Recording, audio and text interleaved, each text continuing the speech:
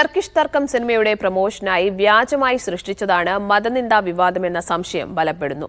നടന്മാർക്ക് പിന്നാലെ ചിത്രത്തിലെ നായിക ആമിന നിജമും നിർമ്മാതാവിനെ തള്ളി രംഗത്ത് വന്നു. സിനിമയ്ക്കെതിരായ പ്രചാരണത്തെക്കുറിച്ച് തനിക്ക് ഒരറിവുമില്ലെന്നും നിർമ്മാതാവ് നിർബന്ധിച്ചതുകൊണ്ടാണ് വാർത്താസമ്മേളനത്തിൽ പങ്കെടുത്തതെന്നും ആമിന മീഡിയ വണ്ണിനോട് വെളിപ്പെടുത്തി. Media one exclusive.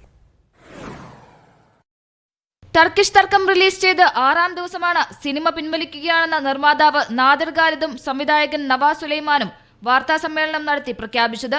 സംഭവം വിവാദമായതിനു പിന്നാലെ നടന്മാരായ സണ്ണി വെയിനും ലുക്മാൻ അവറാനും നിർമ്മാതാവിനും സംവിധായകനുമെതിരെ രംഗത്തെത്തിയിരുന്നു.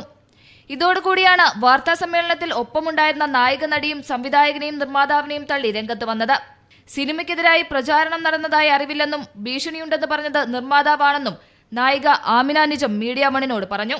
എനിക്ക് ഇതിൽ കൂടുതൽ എനിക്ക് ഭീഷണിയോ അല്ലെങ്കിൽ അങ്ങനെ ഒരു സംഭവം എനിക്ക് പേഴ്സണലി ഉണ്ടായിട്ടില്ല. പിന്നെ പ്രൊഡ്യൂസറിൻ്റെ ഭാഗത്തുനിന്ന് പുള്ളി എൻ്റെ അടുത്ത് പറഞ്ഞിട്ടുണ്ടായിരുന്നു ഇങ്ങനെ ഒരു സംഭവം നടക്കുന്നുണ്ട്, സോ നമ്മുടെ പടം എന്നുള്ള രീതി നമ്മളത് ക്ലാരിഫൈ ചെയ്യണം, നമ്മുടെ പടത്തിൽ അങ്ങനെ ഒരു കണ്ടന്റും ഇല്ല എന്നുള്ളത്. നിർമ്മാതാവ് വിളിച്ചതുകൊണ്ട് മാത്രമാണ് വാർത്താ സമ്മേളനത്തിൽ പങ്കെടുത്തതെന്നും ഭീഷണി സംബന്ധിച്ച് തനിക്ക് യാതൊരു വ്യക്തതയും നിർമ്മാതാവ് തന്നില്ലെന്നും ആമിന വ്യക്തമാക്കി.